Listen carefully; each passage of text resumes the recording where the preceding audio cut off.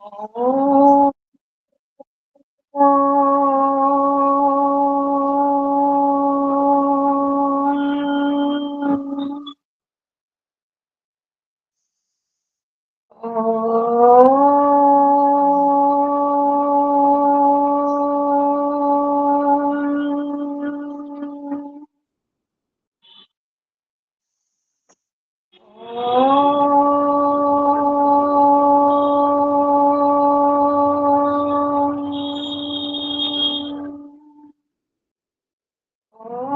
భూర్భువః స్వః తత్సవితుర్వరేణ్యం భర్గో దేవస్య ధీమహి ధియో యో నః ప్రచోదయాత్. ఓం అసతో మా సద్గమయ తమసో మా జ్యోతిర్గమయ మృత్యోర్మా అమృతంగమయ. ఓం సహనా భవతు సహనౌ భునక్తు సహ వీర్యం కరవావహై తేజస్వినావధీతమస్తు మా విద్విషావహై. ఓం శాంతి శాంతి శాంతి. నమస్తే మాతాజీ, అందరికీ నమస్తే. అందరికీ నమస్తే. మనం సాంఖ్య దర్శనం. నమస్తే మాతాజీ, అందరికి నమస్తే. నమస్తే అమ్మ, నమస్తే. మనం సాంఖ్య దర్శనంలోని తృతీయ అధ్యాయంలో శరీరము, శరీర ధర్మాల గురించి వినే ప్రయత్నం చేశాము. అంటే స్థూల శరీరములో భయంకరమైనటువంటి వ్యాధి ఉంటది. ఎప్పుడైతే జీవుడు స్థూల దేహాన్ని వదిలిపెడతాడో అప్పుడు ఆ వ్యాధి స్థూల శరీరములో ఉంటుందా, అది సూక్ష్మ శరీరంలోకి ప్రవేశిస్తుందా, ఏమిటి అనేది ఇది చాలా సూక్ష్మంగా, రహస్యముగా, వివేకముతో అర్థం చేసుకునే ప్రయత్నం మనం చెయ్యాలి. ఈ సైద్ధాంతిక విషయాన్ని మనము పై పెచ్చిగా మాట్లాడుకుంటే సరిపోదు. ఇది చాలా లోతైనటువంటి, గంభీరమైనటువంటి విషయం ఇది. ఇప్పుడు మనకు శరీర ధర్మము తెలియాలి, ఆత్మతత్వము తెలియాలి, కారణము కార్యము ఏది ఎందులో లయమవుతుంది, ఈ సైద్ధాంతిక విషయాన్ని గనక మనం గ్రహించకపోతే జీవాత్మ దుఃఖములను నిర్మూలించుకోలేదు, ఆనంద ప్రాప్తిని కూడా లబ్ధి చేసుకోలేదు.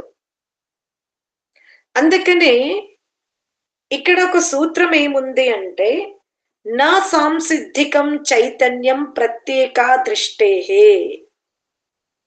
శరీరమున మనం ఏం చూస్తున్నాము? కాళ్ళు, చేతులు సర్వము కదులుతూ ఉన్నట్టుగా దాన్ని మనం చైతన్య తత్వము అంటాం. ఇది నిజంగా శరీరము చేస్తుందా, లేదా శరీరంలో ఇంకెవరైనా చేస్తున్నారా అనేది మనం తెలుసుకోవాలి. ఉదాహరణకి ఇప్పుడు ఒక కార్ని తీసుకుందాం. మనం నిజంగా మనం వాహనములో దూర ప్రయాణాలు చేస్తూ ఉన్నాం. నిజంగా కార్ నడుస్తుందా, మనం నడుస్తున్నామా? మనం నడుపుతున్నాం. ఓకే, మనం నడుపుతున్నాం. కానీ మనం కార్ని కదిలిపిస్తున్నామా, మనం కదులుతున్నామా? కారును కదిలిస్తున్నాం. మనం కదిలిపిస్తున్నాం. కారును కదిలిస్తున్నాము. మనము కారును కదిలిస్తున్నాం. మనం కారుని కదిలిస్తూ ఉన్నాం. అయితే ఈ కార్ని మనం ముందుకు జరిపేటప్పుడు సంపూర్ణ స్థూల దేహములో కదలిక కనబడకపోవచ్చు, కానీ మన బ్రెయిన్ ద్వారా ఆ కార్లో ఉన్నటువంటి ప్రతి పార్ట్ ని మనం ఏం చేస్తున్నాం? కదిలిస్తూ ఉన్నాం. అదే మనం వాకింగ్ చేసేటప్పుడు, రన్నింగ్ చేసేటప్పుడు అక్కడ దేన్ని ఎక్కువ ఉపయోగించుకుంటాం? శరీరాన్ని. ఏ శరీరాన్ని? స్థూల శరీరాన్ని. అర్థమైందా? మనం ఒక దాని మీద ఆధారపడి ఉన్నప్పుడేమో సూక్ష్మ శరీరముతో ఆ కార్యం చేశాం. స్వయం మీద ఆధారపడినప్పుడు మనం దేన్ని ఎక్కువ ఉపయోగించుకుంటున్నాం? స్థూల శరీరమును. స్థూల శరీరాన్ని. ఇది మీకు తెలియాలి. అయితే స్థూల శరీరమైనా సరే, సూక్ష్మ శరీరమైనా సరే, ఇవి స్వయముగా చైతన్యవంతమైనవి కావు. దీనిలో చైతన్యం ఎవరిస్తున్నారు? జీవాత్మ. క్లారిటీగా ఉందా? ముందుకెళ్దామా? అందుకనే శరీరము ఇక్కడ మనకు అందరికి తెలియాలి ఏంటంటే, జీవాత్మ చైతన్యము ఇవ్వకపోతే సూక్ష్మదేహములో చైతన్య తత్వం ఉండదు. అటులనే స్థూల దేహములో కూడా చైతన్య తత్వము ఉండదు. అయితే ఈ సూక్ష్మ దేహంలో ఉన్నటువంటి చైతన్య తత్వము జీవుడు వర్తమానములో ఇచ్చాడా, అంతకు ముందు ఇచ్చాడా అనేది మనకు కాస్త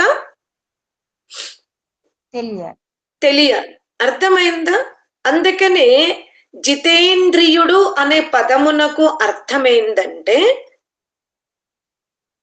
ఈ సూక్ష్మ శరీరాన్ని వర్తమానములో ఎవరైతే నియంత్రణలో పెట్టుకుంటారో, అంటే వర్తమానంలో ఎవరైతే పంపింగ్ ఇస్తున్నారో వాళ్ళని మనం జితేంద్రియులు అంటాం. అర్థమైందా? అంటే ప్రజెంట్ లో ఉన్నాడు ఆయన. తన బుద్ధిని, తన మనస్సుని, తన పంచ తన్మాత్రల్ని, దశ ఇంద్రియాలను వర్తమానములో డైరెక్షన్ ఇస్తున్నాడు. అదే శరీరానికి అధిష్టానము కాకుండా ఉన్నాడు అని అంటే అర్థం ఏంటి? పూర్వము ఇచ్చినటువంటి సంస్కార బలముతో ఇక జీవుడిప్పుడు ఆ బుద్ధిలో, ఆ మనస్సులో, ఆ చిత్తమున ఏదైతే ఆర్డర్ ఇచ్చి పెట్టాడో అది వర్తమానములో జీవుడు ఇవ్వలేదు. జీవుడు తన శక్తినంతా కూడా ఏం చేస్తున్నాడు? ముడుచుకొని కూర్చున్నాడు. ఆ అధికారం అంతా ఎవరికి ఇచ్చేశాడు? చాలా జాగ్రత్తగా తెలుసుకోండి ఈ సిద్ధాంతాన్ని. ఈ బుద్ధిలో అనేక విషయాలు పరిగెడుతూ ఉన్నవి. అందులో ధర్మము, అధర్మము, వాటి వలన ఆ కోరిక ఇంద్రియాల వైపు, ఇంద్రియాలు శబ్దస్పర్శ రూపరస వైపు, శబ్దస్పర్శ రూపరసాన్ని కోరుకున్నప్పుడు గోళాలు, ఇదంతా కూడా ప్రాసెస్ లో ఏదైతే ధర్మ అధర్మము జరిగి వివిధ యోనిలోకి జీవుడు వెళ్ళే ప్రయత్నం ఏదైతే చేస్తున్నాడో అది వర్తమానముగా ఇచ్చిన శక్తి కాదు. ఎప్పుడైతే మనం ఆధ్యాత్మిక మార్గములో ఉంటామో, ఎప్పుడైతే మనం మానవ జన్మనెత్తినామో, గురు సంపర్కంలోకి వెళ్ళి జ్ఞానమును అర్జిస్తామో, అప్పుడు ఏం చేస్తామంటే, నేను ఏవైతే ఈ మనస్సుకి, బుద్ధికి, చిత్తమునకు అధికారం ఇచ్చానో, ఈ అధికారముతో అవి సత్య మార్గములో ఉన్నాయో లేదా అసత్య మార్గం వైపు వెళ్తున్నాయో అనే సందిగ్ధంలో ఉండి జీవుడు ఏం చేస్తున్నాడు? ముందు ఇచ్చిన చైతన్య శక్తినంతా జీవుడు ఏం చేస్తాడు? వెనక్కి తీసుకుంటాడు. వెనక్కి తీసుకొని ఇప్పుడు మననము చేసి నేను ఈ రోజు ఇది మాట్లాడాలి, ఇటువైపు వెళ్ళాలి, ఇది సంకల్పించుకోవాలి అనేది వర్తమానములో ఇస్తాడు. అందుకనే జ్ఞానులు ధ్యానులు అధికాంశము వర్తమానములో ఉంటారు. ఇక్కడ మీరు వర్తమానము అంటే కేవలం ఇప్పుడనే అర్థం కాదు. వర్తమానము అంటే దాని యొక్క శబ్దమునకు అర్థం సంకుచితముగా తీయకండి. వర్తమానము అంటే ప్రస్తుత మానవ జన్మలు. అర్థమైందా? ప్రస్తుత మానవ జన్మని పూర్వ జన్మము వలె ఉపయోగించుకోకుండా శ్రేష్టమైన మార్గం వైపు నడిపించుకుంటున్నాడు. అర్థమైందా? అందుకనే ఈ శక్తి కేవలము ధ్యానము వలననే వస్తుంది. ఎందుకంటే పూర్వమే మనస్సుకి బుద్ధికి మొత్తం ఇచ్చేసాడు. ఇంకా మీరు ఏమన్నా చేసుకోండి. ఎలా రాజాది రాజులు మంత్రులకి వాళ్ళ కింద ఉన్న వాళ్ళకి ఈ పని ఈ సంవత్సరం జరిగిపోని అంటారు. అది వాళ్ళు చేస్తారా చెయ్యరా కింది స్థాయికి వచ్చే వరకు ఎంత అనర్థాలు జరుగుతున్నాయో నిజముగా మనకి అంచనా వేయడానికి వీలుండదు. అటులనే మనం ఇప్పుడు వర్తమానములో మన బుద్ధిని మన ఆధీనములో పెట్టుకోకపోతే ఏమవుతుంది? మన బుద్ధిని మనం వర్తమానములో పెట్టుకోకుండా పూర్వం ఇచ్చినటువంటి చైతన్య శక్తినంతా మనం వెనక్కి తీసుకోకపోతే ఏమవుతుంది? ఇష్టం వచ్చిన విధంగా జరుగుతుంది. అర్థమైందా? అంత మాత్రాన బుద్ధి చైతన్య తత్వము కాదు, మనస్సు చైతన్యం కాదు. దశ ఇంద్రియాలు కూడా చైతన్యములు కాదు. అర్థమైందా? అయితే ఈ సూక్ష్మ శరీరములో జీవుడు ఏదైతే చైతన్యమును నింపాడో ఇప్పుడు జీవునికి ఉపకరణాలు ఏవి? ఏకాదశ ఇంద్రియాలు. అర్థమైందా? ఈ ఏకాదశ ఇంద్రియాలు జీవునికి సాధనాలు. మీరు ఇప్పుడు ఒక వంట చేయాలంటే కడాయి, గరిట, అట్ల కాడ ఇవన్నీ ఎట్లా ఉపకరణాలు ఉన్నాయి ఒక రొట్టె చెయ్యాలంటే, అలాగే జీవుడు కూడా తన కార్యమును పూర్తి చేసుకోవాలంటే మళ్ళీ ఉపకరణాలు ఉన్నవి. మళ్ళీ ఈ సూక్ష్మ శరీరము జీవుడి ద్వారా ప్రేరేపింపబడింది. కానీ ఈ సూక్ష్మ శరీరములో ఏవైతే ఏకాదశ ఇంద్రియాలందు జీవుని యొక్క అభిమతము నిండుగా ఉందో అది పూర్తవ్వాలి అంటే మళ్ళీ ఇంకోటి ఏం కావాలి? బుద్ధి. సూక్ష్మ శరీరంలో బుద్ధి వచ్చేసింది కదా. సూక్ష్మ శరీరం అనే ఉపకరణాలలో జీవుడు నాకు ఈ రూపం చూడాలని ఉంది, ఇది స్పర్శించాలని ఉంది, ఈ కోరిక తీర్చుకోవాలని ఉంది, ఇది భుజించాలని ఉంది. ఇదంతా కూడా ఏకాదశ ఇంద్రియాలలో జీవుడు నింపేశాడు. ఇప్పుడు ఈ ఏకాదశ ఇంద్రియాలు జీవుని కోరికను నెరవేర్చాలంటే ఇవి దేన్ని ఆశ్రయించాలి? దేహాన్ని, స్థూల దేహాన్ని. మళ్ళీ ఆత్మని అంటారేంది? జీవుడు వేరు ఆత్మ వేరా?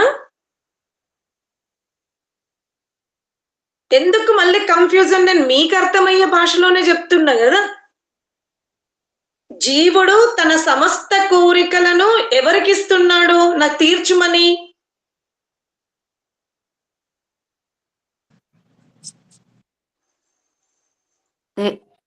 ఏకాదశ ఇంద్రియాలకమ్మ. అదే ఏకాదశ ఇంద్రియాలన్నా సూక్ష్మ శరీరం అన్నా ఒకటే కదా. ఒకటే. ఎందుకు కన్ఫ్యూజన్ అయిపోతారు? ఇప్పుడు ఈ సూక్ష్మ శరీరంలోని బుద్ధి ఇవన్నీ ఉంటే జీవుడు కోరికలు పూర్తవుతున్నాయా? ఇంకోటి ఏమన్నా కావాలా అని అడుగుతున్నా నేను. మరి దానికి చెప్పడానికి ఎందుకు ఇలా చేస్తారు మళ్ళీ?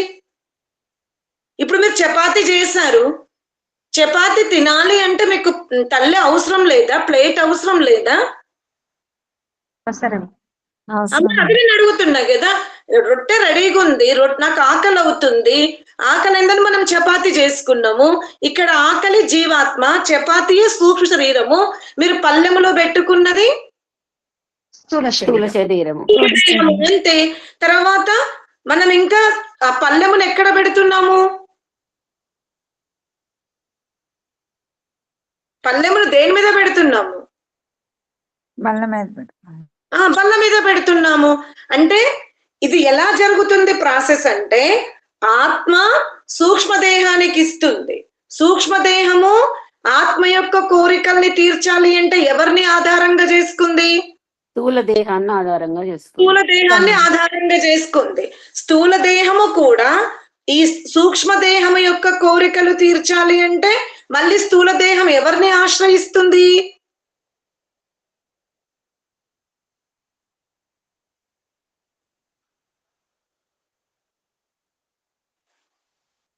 ఎవరిని ఆశ్రయిస్తుంది?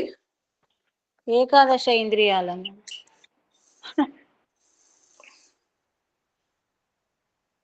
అరే ఇప్పుడే నేను మీకు చపాతి చెప్పినా, ఇప్పుడే మీరు బల్ల చెప్పిండ్రు, మళ్ళీ బాహ్యమో పృథివీనో లేకపోతే బావి మీదనో లేకపోతే టేబుల్, ఇది పంచభూతాల ద్వారా నిర్మాణమైన కార్య జగత్తుని ఆశ్రయిస్తుంది.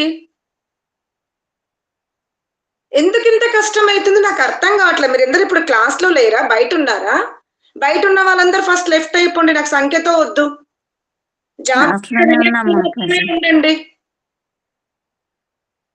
జాగ్రత్తగా వింటాము, టైం ఇస్తామని వాళ్ళు మాత్రమే ఉండండి. బయట పనులు చేసుకుంటున్న వాళ్ళందరూ ఫస్ట్ లెఫ్ట్ అయిపోండి. ఇక్కడ మనకు ఎంత క్లియర్ గా ఉంది. ఇప్పుడు మనం బయట ఈ జీవుడు తన కోరికల్ని ఎవరికి తీర్చమని చెప్పి ఆర్డర్ ఇచ్చాడు?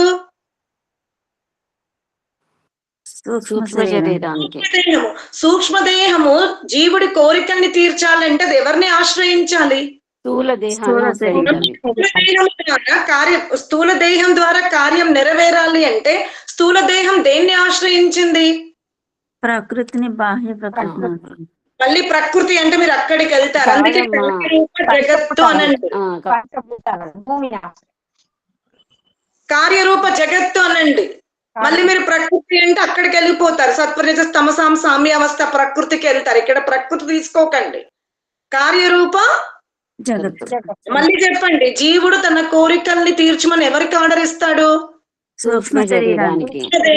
సూక్ష్మదేహము జీవుడి కోరికలను తీర్చాలంటే ఎవరిని ఆశ్రయిస్తుంది?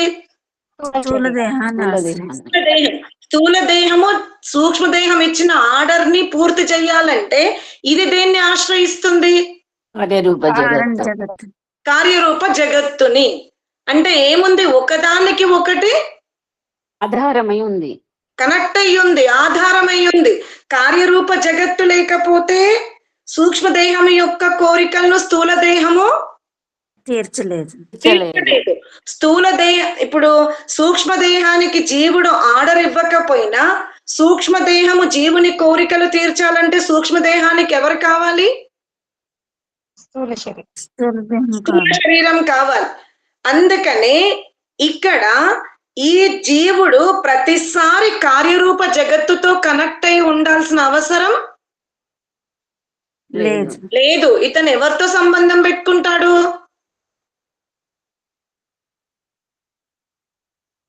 జీవుడు ఎవరికి ఆర్డర్ ఇస్తున్నాడు? నాకు ఇది కావాలి, ఇది నేను తీర్చుకోవాలి అనేది. స్థూల దేహానికి. సూక్ష్మ దేహానికి అమ్మా. జీవుడు ప్రతిసారి ఆర్డర్ ఇస్తుంది ఎవరికి? సూక్ష్మ దేహానికి. దేహం.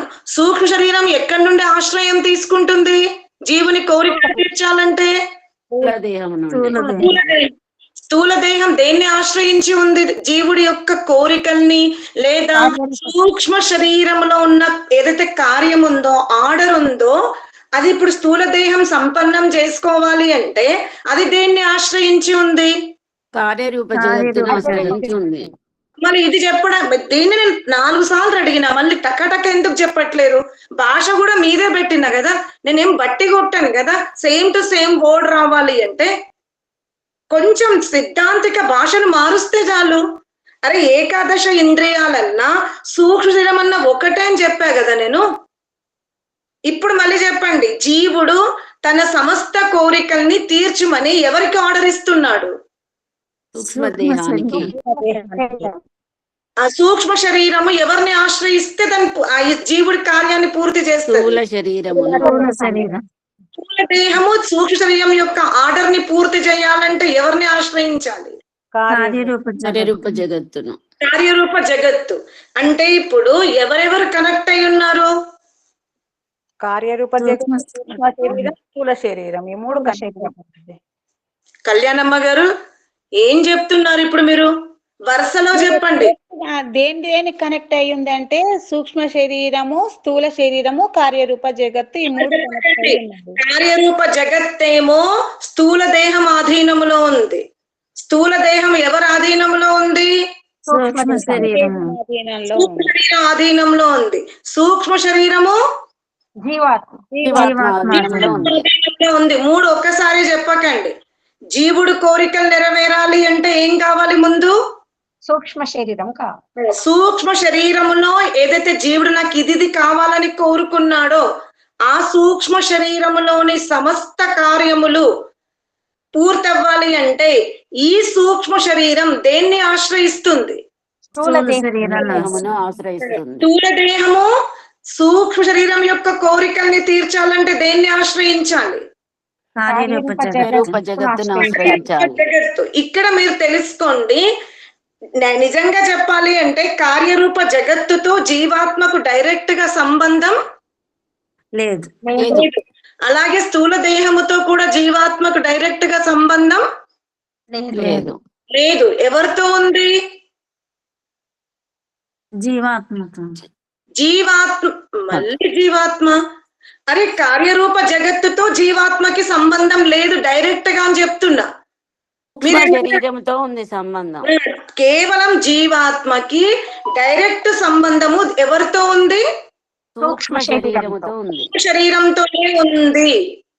కానీ కార్యరూప జగత్తు నుండి ధర్మము అధర్మము స్థూల జగత్తు తీసుకున్నా అంటే మన దేహం తీసుకున్నా, ఈ స్థూల దేహము నుండి ధర్మ అధర్మాలు సూక్ష్మ దేహము తీసుకున్నా, ఈ మూడింటిలో జరిగిన పొరపాటు ఎవరు అనుభవిస్తారు? జీవాత్మ. జీవుడు అన్నమాట. జీవాత్మ అనుభవిస్తుంది. కానీ డైరెక్ట్ జీవుడు కార్య జగత్తుతో ఉండడు. డైరెక్ట్ గా జీవుడు స్థూల శరీరముతో ఉండడు. ఉంటాడు. ఎవరితో ఉంటాడు? డైరెక్ట్ గా సూక్ష్మ శరీరంతో ఉంటాడు. సూక్ష్మ శరీరముతో ఉంటాడు. కానీ ఇక్కడ అధర్మ చయనం చేసిన, ఇక్కడ అధర్మంగా స్థూల దేహ గోళాలను ఉపయోగించుకున్న తప్పులు పనిష్మెంట్ పరిణామం ఎవరు అనుభవించాలి? జీవాత్మ అనుభవించాలి. నిజంగా జీవాత్మ. ఇప్పుడు చెప్పండి. జీవాత్మ డైరెక్ట్ గా ఎవరితో కనెక్ట్ అయి ఉంది? సూక్ష్మ శరీరముతో. సూక్ష్మ దేహములో ఉన్నటువంటి పనులు నెరవేరాలి అంటే ఇది ఎవరిని ఆశ్రయిస్తుంది? స్థూల దేహమును ఆశ్రయిస్తుంది. స్థూల దేహము ఈ దేహము యొక్క కార్యం నెరవేరాల్సి అంటే ఎవరిని ఆశ్రయిస్తుంది? కానీ నిజంగా జీవుడు స్థూల దేహముతో డైరెక్ట్ గా కనెక్ట్ అవ్వడు. నిజముగా చెప్పాలంటే కార్య జగత్తుతో కూడా జీవునికి డైరెక్ట్ సంబంధం లేదు. కానీ ఇక్కడ ధర్మాధర్మాలు జరిగిన, ఇక్కడ ధర్మ అధర్మాలు జరిగిన, ఇక్కడ ధర్మ అధర్మాలు జరిగిన పనిష్మెంట్ ఎవరికి ఉంది? జీవాత్మకు ఉంది. అంటే ఇక్కడ ఏం చెప్తున్నాడు అంటే ఈ సమస్తమంతా చైతన్య తత్వం వల్లే కనెక్ట్ అవుతుంది. జీవుడు సూక్ష్మ దేహానికి ఇస్తున్నాడు, సూక్ష్మ దేహము స్థూల దేహానికి ఇస్తుంది, స్థూల దేహము కార్యరూప జగత్తుకి ఇస్తుంది. కావున జీవుడు కార్యరూప జగత్తును శుద్ధి చేసుకోవడానికో, సూక్ష్మదేహం అంటే స్థూల దేహాన్ని శుద్ధి చేసుకోవడానికో ప్రయత్నం చేయాల్సిన అవసరం లేదు. లేదు. ఎక్కడ ప్రయత్నించాలి? జీవుడు సూక్ష్మ శరీరం ద్వారా ప్రయత్నం చేయాలి. ఎక్కువ ప్రయత్నం చేయాలి. కానీ మనమంతా ఏం చేస్తున్నాము?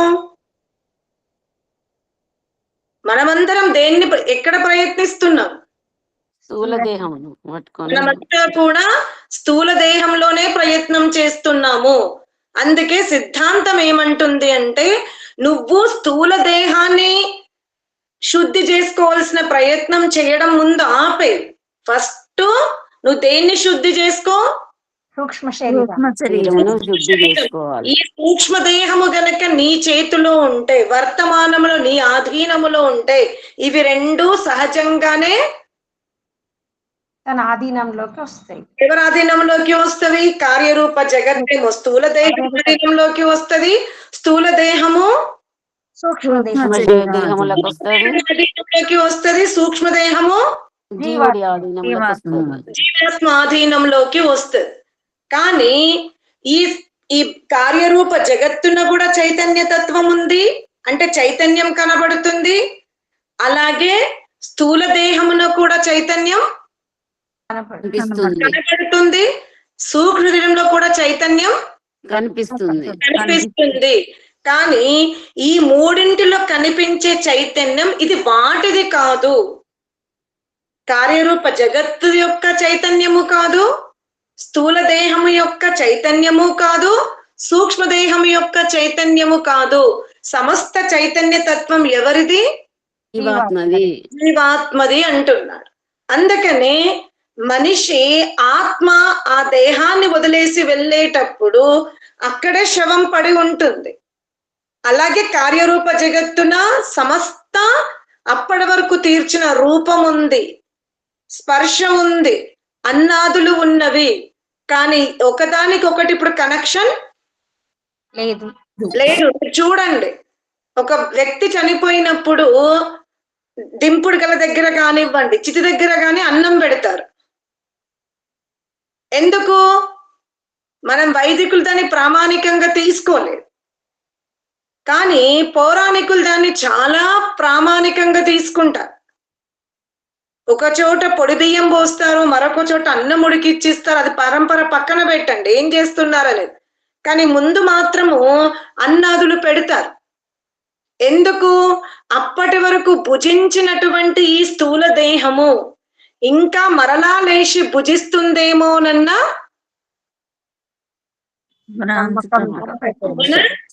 నమ్మకం, ఒక విశ్వాసం, ఒక అపోహ. ఎందుకంటే అప్పటి వరకు పదార్థాలను భుజించిందెవరు? స్థూల శరీరమే. కనుక స్థూల దేహం ఇక్కడ ఉంది కదా, అందుకే వాళ్ళు ఏం చేస్తున్నారు? దానికి వస్త్రాలు తొడిగిస్తారు, దానికి అన్నాదులని కూడా పెడతారు. అర్థమైందా ఇక్కడ? అంటే మనుషులకి ఎంత అజ్ఞానం అనండి, భ్రమ అనండి, విశ్వాసం అనండి, మోహం అనండి, నమ్మకం అనండి, ఈ తినడము, త్రాగడము, అలంకరించుకోవడము చేస్తున్నది దేహమే అనుకుంటారు. కానీ నిజంగా దేహము కాదు. ఆ దేహములో ఉన్నటువంటి జీవాత్మ యొక్క కోరికలు నెరవేర్చడానికి ఈ మిషన్ సిస్టమ్ అంతా కూడా పని చేస్తూ ఉంది. ఇప్పుడు ఆత్మ నాకు ఇది వద్దనుకొని వెళ్ళిపోతే ఆ శరీరంలో చైతన్య తత్వం ఉండదు. అంటే జీవాత్మ తనెంబడ ఏం తీసుకొని వెళ్ళిపోయింది? శరీరాన్ని తీసుకొని వెళ్ళిపోయింది. ఇప్పుడు సూక్ష్మదేహం యొక్క ఆర్డర్ స్థూల దేహములో లేదు. కాబట్టి స్థూల దేహము ఎదురుగా ఈ కార్యరూప జగత్తు యొక్క వివిధ వస్తువులు ఉన్నప్పటికీ కూడా స్థూల దేహం దాన్ని స్వీకరించడానికి లేదు అంటున్నాడు. అర్థమైందా? మళ్ళీ భాష మార్చని మళ్ళీ మీరు ఆగిపోతారు, నాకు తెలుసు. ఆ విజయత్తమ్మ ఇవాళ మీ గొంతే లేదు ఎక్కడ కూడా, ఎందుకు? అట్లనే పెట్టుకోను. ఓకే సరే, నెక్స్ట్ వెళ్ళిపోనా ముందుకి. మళ్ళీ ఇంకో సూత్రం ఏమంటున్నాడు అంటే ప్రపంచ మరణాద్యాభావాశ్చ. ఈ భ్రమజాలం అంతా కూడా జనులంతా కూడా ఎక్కడ చూస్తున్నారు? ఈ చైతన్య తత్వం అంతా కూడా దేహములో ఉండింది కాబట్టి ఇది దేహానికే సంబంధించింది అనుకున్నారు. కానీ మరణమును కానీ సుషుప్తిని కానీ నిజంగా దేహము అనుభవించదు. ఎవరు అనుభవిస్తారు? జీవుడే అందులో ఉన్నాడు. అంటే మనం ఏమనుకుంటున్నాము? జీవుడు అక్కడ అధిష్టానంగా ఉన్నాడు అనుకుంటున్నాం. నిజంగా ప్రపంచంలో మరణం అనేది జీవాత్మకు లేదు, మరణం అనేది శరీరానికి లేదు. దేహానికి కూడా లేదు. లేదు. అర్థమైందా? ఇది నిమిత్త మాత్రము నిర్మాణము జరిగింది. ఎవరైతే దీన్ని ఉపయోగించుకున్నారో, ఉపయోగించుకున్నప్పుడు ఇది అతని కర్మఫలాలకు ఆ వస్త్రం ఉండింది. ఇప్పుడు దాన్ని ఆయన వదిలిపెట్టిన తర్వాత ఇతరులు ఆ పాత వస్త్రాన్ని ధరించడానికి మీకు అనిపించు. ఎందుకు పరమాత్ముడు ప్రతిసారి దేహాలను నిర్మాణం చేయాలి? ఒక జీవాత్మ వెళ్ళిపోయిన తర్వాత ఇంకొక జీవాత్మని దీంట్లో కూర్చోబెట్టచ్చు అని కదా మీరు అనుకోవచ్చు. అలా కూర్చోబెట్టుంటే ఏమయ్యేది? ఒక జీవాత్మ తన కార్యం పూర్తి చేసుకొని వెళ్ళిపోయింది, మరొక జీవాత్మ ఎందుకు ఆ దేహంలో ఉండదు?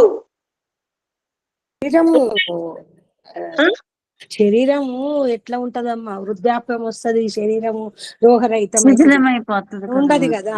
అట్లా కొత్త శరీరం, నూతన శరీరం. అందుకని మనం పుట్టినప్పుడు ఒక పరంపర వచ్చింది. ఏంటి? పుట్టిన బిడ్డకి ముందు పుట్టిన బిడ్డలు ధరింపే వస్త్రాలని ఉపయోగిస్తారు, కానీ శాస్త్రములో ఆ విధానం ఎక్కడా.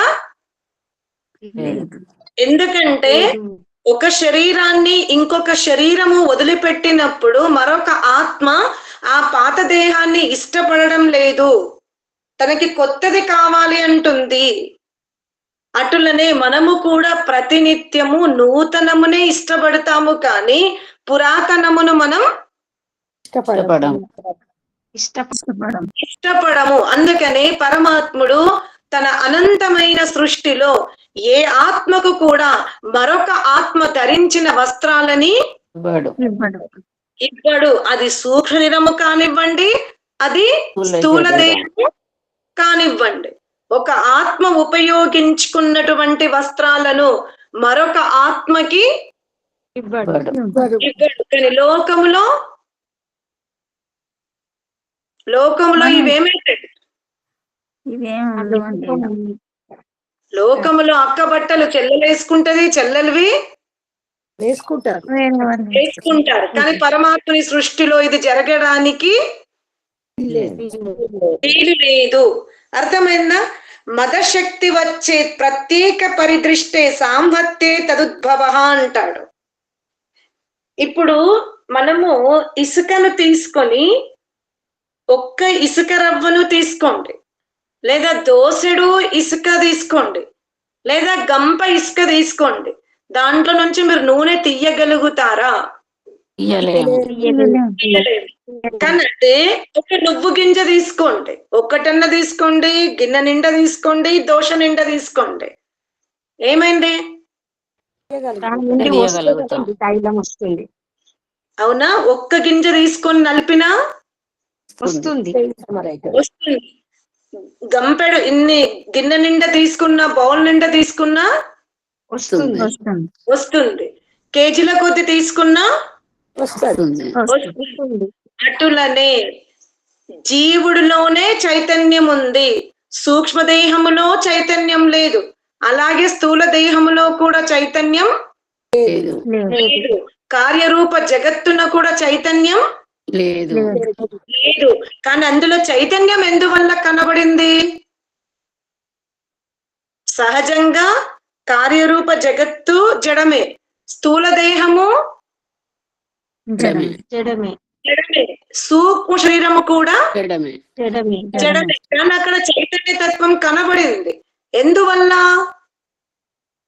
అందులో చైతన్య జీవుడు ఇచ్చిన చైతన్య శక్తి వలన, జీవుడి యొక్క నివాసము వలన, జీవుడి యొక్క సంపర్కం వలన, జీవుడి యొక్క సంయోగము వలన, జీవుడి ప్రభావము వలన సూక్ష్మ శరీరమునందు కానీ స్థూల దేహమునందు కానీ చైతన్యం కనబడుతుంది. కార్యరూప జగత్తు ఎవరి వస్త్రము? పరమాత్మంది. కాబట్టి కార్యరూప జగత్తుని చైతన్యంగా ఎవరు మారుస్తున్నారు? ఒకవేళ కార్యరూప జగత్తు నుండి పరమాత్ముడు కూడా వేరవుతే అక్కడ కూడా చైతన్యం ఉండదు. స్థూల దేహమున కూడా చైతన్యం ఎందువల్ల ఉంది? జీవాత్మ దాన్ని ఇంకా తన ఎంబడ అంటుకుని ఉంచుకున్నాడు గనుక. ఒకవేళ జీవుడు వదిలేస్తే మృత శరీరంలో ఎటువంటి చైతన్య తత్వం ఉండబడదు. ఉండదు అంటున్నాడు. ఇప్పుడు అర్థమైందా? మన దేహములో కదలికలు, ఈ రక్తం కిందికి పైకి ప్రవహించడము, ఇదంతా చూసి ఈ క్రియ అంతా కూడా స్థూల దేహమును ఆశ్రితం అంటే ఆధారపడడం వల్ల జరుగుతుంది. కానీ దానికి మూల కారణం ఎవరు? జీవాత్మ. జీవాత్మ అంటున్నాడు. అన్న తర్వాత మరి ఈ జీవుడు అంటే జడ శరీరముతో సంపర్కమైనప్పుడు జడ శరీరములో చైతన్యం అగుపడుతుంది. సంపర్కం లేకపోతే అగుపడదు. అంటే కలిసి ఉన్నంత మాత్రాన, కలిసి పని చేసినంత మాత్రాన, కలిసి దీర్ఘకాలం ఒక చోట ఉన్నంత మాత్రాన జీవతత్వము ప్రకృతిలో ఉండదు, అంటే అది స్థూల దేహములో ఉండదు. అలాగే స్థూల దేహము యొక్క తత్వము జీవాత్మకి రాదు. అర్థమైందా? ఎలా ఇసుక రేణువుల నుండి నూనె తీయలేము, అటులనే స్థూల దేహములో కూడా చైతన్య తత్వాన్ని మనం చూడలేము. అటులనే జీవుల్లో కూడా స్థూల దేహ తత్వాన్ని చూడాలి. రెండు సంయోగమైనప్పుడు మనకు అనిపిస్తుంది, అరే స్థూల దేహము ఎవరి కోరికలు నెరవేర్చుకుంటుంది? తన కోరికలే కదా. ఆహారం తింటే ఎక్కడ వికాసం కనబడుతుంది? మనం ఆహారం తిన్నా, కొన్ని తాడాసనాలు చేసినా, పొడుగు, పొట్టి, లావు, దగ్గరికి గుంజుక రావడం, ఈ లక్షణాలన్నీ కూడా ఎక్కడ కనబడుతున్నవి? కనబడుతున్నవి. కానీ స్థూల దేహంలో ఇవన్నీ మార్పులు రావడానికి కారణం ఎవరు? జీవాత్మ. అయితే జీవాత్మ ఉన్నందువలన స్థూల దేహంలో మార్పులు వచ్చినవి. ఈ మార్పులన్నీ కూడా జీవుల్లో ఉన్నాయా అంటే అర్థమైందా? జీవుడు అపరిణామి, అతనిలో ఎటువంటి మార్పు ఉండదు. కానీ జీవుడు ఎప్పుడైతే ప్రకృతికి సంయోగం అవుతాడో, అంటే సూక్ష్మ దేహానికి, కారణ దేహానికి, స్థూల దేహానికి సంయోగమై ఉన్నప్పుడు మాత్రం ఇందులో అనేక మార్పులు జరుగుతుంటాయి. పరమాత్ముడు ఈ మార్పులు పెట్టడం వల్ల జీవాత్మకు లాభమా నష్టమా?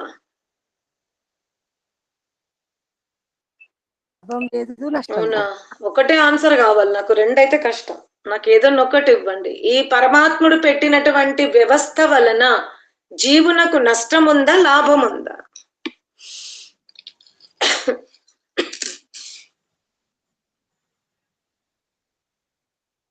ఏమైంది? ఇంత చిన్న ఆన్సర్ ఉంటాయి మాతాజీ, లాభ నష్టాలు. నాకైతే ఒకటే కావాలి ఆన్సర్. అంటే జ్ఞానం తెలుసుకొని నడుచుకుంటే లాభం ఉంటదమ్మా.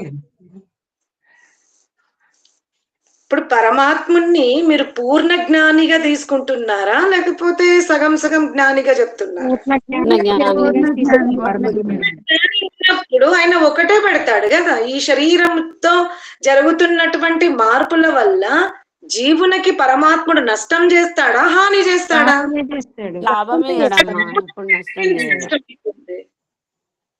ఈ మార్పుల వలననే జీవుడికి అత్యధిక లాభం ఉంది.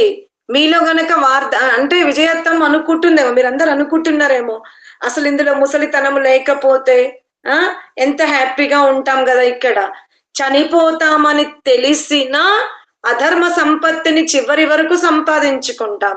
ఇంకా ఇక్కడే ఉండిపోతామని తెలిస్తే మీరు కొడుకులకి, కోడళ్ళకి, కొత్త తరానికి మీరు ఆస్తులు ఇస్తారా? ఇవ్వము. అసలు డిపాజిట్ చేసిందే మీకు నెక్స్ట్ జన్మకి. మీరు ఏదైతే నిష్కామ కర్మ చేసి ధర్మాన్ని రక్షించుకుంటున్నారో, వృక్ష సంపత్తిని రక్షించుకుంటున్నారో, యజ్ఞయాగాదులు చేసి వాతావరణ కాలుష్య నివారణ చేసుకుంటున్నారో, అదే మీకు డిపాజిట్ అని తెలిసిన మన జీవితంలో మనం ఎక్కువ డిపాజిట్ ఏది చేసుకుంటున్నాం ఇప్పటి వరకు కూడా చెప్పండి. భౌతిక సంపద. పిల్లలకు మనకు ఫ్యూచర్ పిల్లల కోసము దీనికోసమే ఆలోచిస్తున్నాం అన్ని తెలుసు. మనం 10% కూడా నెక్స్ట్ డిపాజిట్ మనం చేసుకోవడం లేదు. లేదు. ఈ సత్సంగాలు విని ఏమైనా 15-20కి మారారేమో గాని 80కి అయితే మనం ఇంకా మారలేదు. అర్థమైందా? అందుకనే పరమాత్ముడి దృష్టిలో మనమంతా ఎవరము? ఈశ్వరస్య పుత్ర. మనమంతా జిల్ల పురుగు గాని ఏ పురుగు భూషి భూమి మీద ఇవన్నీ ఏవైతే జీవరాశులు ఉన్నాయో అన్ని పరమాత్మునికి ఏంటి? పుత్రవత్, బిడ్డలే. కాబట్టి పరమాత్ముడు అందరి బిడ్డల యొక్క ఎదుగుదల కోరుకొని ఈ ప్రకృతిలో ఇటువంటి మార్పులని పెట్టాడు.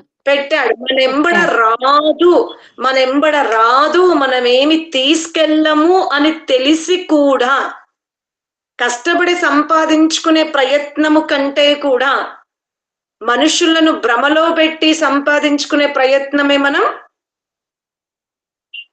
ఎక్కువ చేస్తున్నాం. అర్థమైందా? సరే, మళ్ళీ అడుగుతున్నాడు. మీరు అంటున్నారు ఈ చైతన్య తత్వం అంతా కూడా జీవుడి వలనే ఉంది, అలాగే ఈ స్థూల దేహము వలన జీవుడికి కేవలం లాభం ఉందా అంటే పరమాత్ముడు పెట్టిన వ్యవస్థలో లాభం ఉంది, కానీ జీవుడు ఉపయోగించుకునే వ్యవస్థలో శరీరము ద్వారా లాభ నష్టాలు రెండు ఉన్నవి. పరమాత్మునితో పోల్చుకున్నప్పుడు ఈ ప్రకృతిలో ఎటువంటి నష్టము జీవునకు లేదు. గుర్తు పెట్టుకోండి, ఈ భూమి మీద ఒక చిన్న ముళ్ళు ఉందంటే కూడా ఆ వ్యవస్థ కూడా పరమాత్ముడు చాలా జాగ్రత్తగా ఆలోచించే పెట్టాడు. అర్థమైందా? కానీ దాన్ని ఉపయోగించుకునే విధానము తెలియక ఎవరు నష్టపోతున్నారు? జీవాత్మ. అర్థమైందా? పరమాత్మని యొక్క నిర్మాణములో లోటు లేదు. ఎక్కడ అంత లోపం ఉంది? జీవుడు ఉపయోగించుకునే విధానములో. అందుకే ఏమంటున్నాడు? ఈ ప్రపంచము నుంచి ముక్తి కలగాలి అంటే జ్ఞానాన్ ముక్తి అంటాడు. ఎప్పుడైతే ప్రకృతి సామర్థ్యము పురుషుని సామర్థ్యము నీకు అర్థమవుతుందో, అది కూడా పైన పైన కాదు, పూర్తిగా నీకు అర్థమవుతుందో అప్పుడు నువ్వు ముక్తిని కోరుతావు. లేకపోతే ఏంటి, దేహాన్ని ఎవరైనా వదులుకుంటారా? మనమంతా ముసలితనములో శరీరము బాగా జీర్ణమై రోగాలతో నిండి ఉన్నప్పుడు అబ్బాయికి చనిపోతే బాగుండు అనుకుంటా. మీకు నడుముకి 100 తులాల వడ్డాలం ఉంది, చేతికి అన్ని వంకులు, సువర్ణం ఉంది, కారు ఉంది, శరీరంలో చాలా శక్తి ఉంది. వాటిని మోసినా మీకేమనిపించట్లేదు. ఎంత విలువ చీర కట్టుకున్నా మీ శరీరంలో ఎటువంటి బాధ లేదు. ఎదురుగా పంచభక్ష పరమన్నాలు ప్లేట్ నిండా అర్ధగజం తల్లి నిండా ఉన్న తిని అరిగించుకుంటున్నాం. ఇప్పుడు చెప్పండి, మృత్యుని కోరుతారా మీరు? అసలు అబ్బా అలాంటి లైఫ్ వస్తే బాగుండు చేసిన పుణ్యానికి అని అనుకుంటున్నాం కదా. ఏది తిన్నా జీర్ణమయ్యేది, ఏది ధరించినా శరీరానికి బరువు కాని ఐశ్వర్యం వస్తే సంతోషం. అందుకనే పరమాత్ముడు ఏమంటున్నాడు? జీవుడు అల్ప సంతోషి. జీవుడు ఎప్పుడు కూడా అల్పమునే మనమంతా అల్పముతోనే సంతోషపడుతున్నాం. పరమాత్ముడు ఏమంటాడు? బావిలో కప్పలాగా అంటున్నాడు. నీ యొక్క అనంతమైన ఈ భూమండలములో నా తర్వాత ఎవరికైనా సామర్థ్యం ఉంది అంటే అది నీవే అన్నాడు. నా తర్వాత అనంతమైన అంటే నా తర్వాత అనంతమైన సామర్థ్యము, అనంతమైన చైతన్య తత్వం, అనంతమైన కార్యములు చెయ్యగలిగే నా తర్వాత శక్తివంతుడు ఎవడు అంటే నీవే అన్నాడు. అంటే పరమాత్మునికి మనకి కొంతనే తేడా ఉంది, కానీ ఆ కొంత తేడాతో మనం ఎటువైపు వచ్చేసాం? భౌతికంగా వచ్చేసాం. ఎంత దూరం పెంచుకున్నామో చూడండి. అదే చెప్తున్నాడు, జ్ఞానాన్ముక్తి. నీవు ఈ శరీర సంబంధాలను, శరీర నిర్మాణములను, ఈ ప్రకృతి రూప కార్యమును, నీ ఆత్మతత్వాన్ని నువ్వు ఎప్పటి వరకైతే తెలుసుకోవో అప్పటి వరకు నీకు ముక్తి కలగడానికి వీలు లేదు. అంటే మనం ఊరుకుంటామా? మనం ఏమంటున్నాము? నియత కారణత్వాన్న సముచ్చయ వికల్ప బంధ విపర్యయాత్. నేను మంచి కర్మలు చేస్తే నాకు ముక్తి దొరకదా? ఈ ప్రకృతిని తెలుసుకోవడం, పురుషుణ్ణి తెలుసుకోవడం, యథార్థ జ్ఞాని అవుతేనే ముక్తి లభిస్తుందా? కర్మల వలన ముక్తి లభించదా అంటే ఎప్పుడు కూడా కర్మ జ్ఞానానికి హేతువు కాదు. కాదు. అర్థమైందా? నీ స్థూల దేహమునకు కారణం పంచభూతాలు, అంతేగాని స్థూల దేహానికి కారణం మాత్రం సూక్ష్మదేహం కాదు. కాదు. స్థూల దేహములో జరుగుతున్నటువంటి వివిధ క్రియలకు మాత్రమే సూక్ష్మదేహం కారణంగా ఉంది. కానీ స్థూల దేహ నిర్మాణం మాత్రం సూక్ష్మదేహముతో కాదు, జరగలేదు. అందువలన కర్మలు జ్ఞానానికి కారణం అంటే కర్మల వలన ముక్తి మాత్రం లభించదు. ముక్తి దేని వల్ల లభిస్తుంది? జ్ఞానం వలన లభిస్తుంది అంటాడు. ఎలా అంటే ఇప్పుడు మనము స్వప్నములో ఏం చూసినాము? ఒక పెద్ద బంగారు పళ్ళెం, మనం చక్కగా సింహాసనం మీద కూర్చున్నాం, మన చుట్టూ సేవకులు ఉన్నారు, రకరకాల పిండి వంటలు, బాగా ఆతిథ్యం జరుగుతుంది స్వప్నంలో. మీ ఆకలి తీరిందా చెప్పండి? తీరదు. ఇప్పుడు స్వప్నములో లేము, స్థూల జగత్తున ఉన్నాం, చాలా ఆకలి ఉంది, ఎదురుగా భోజనం లేదు. స్వప్నములో చూసిన దృశ్యము ద్వారా స్థూల దేహం యొక్క ఆకలి తీరుతుందా? తీరదు. మరి స్థూల దేహములో భక్షాలని చూసాం కదా, అంటే సూక్ష్మ దేహములో ఆ పల్లెములో భక్షాలను చూసాం కదా, ఇప్పుడు తీరిపోవాలి కదా చూస్తే. స్వప్నంలో నిజంగా కాదు కాబట్టి. అరే స్వప్నంలో ఇక్కడ మళ్ళీ వెనక్కయ్యో భయపడ్డము కాదు. స్వప్నము చూసిందెవరు? స్వప్నంలో చూసింది మీరే కదా. మీరే చూసారా, వేరే వాళ్ళు చూసారా? స్వప్నంలో మీరే చూసారు. మరి మీరే స్వప్నమునకు స్వామి అయినప్పుడు దాన్ని మీరు ఎందుకు భుజించలేకపోయారు?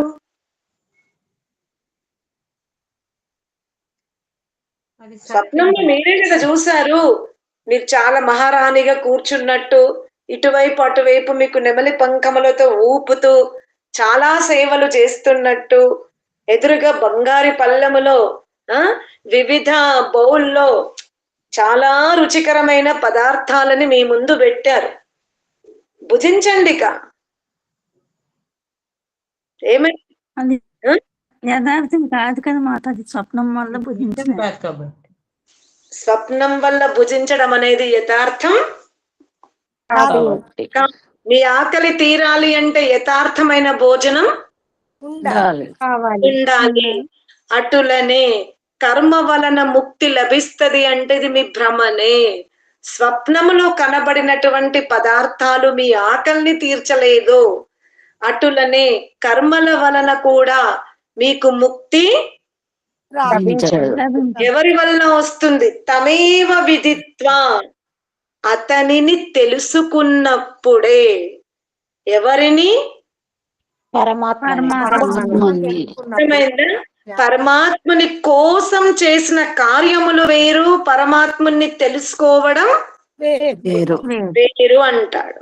అర్థమైందా?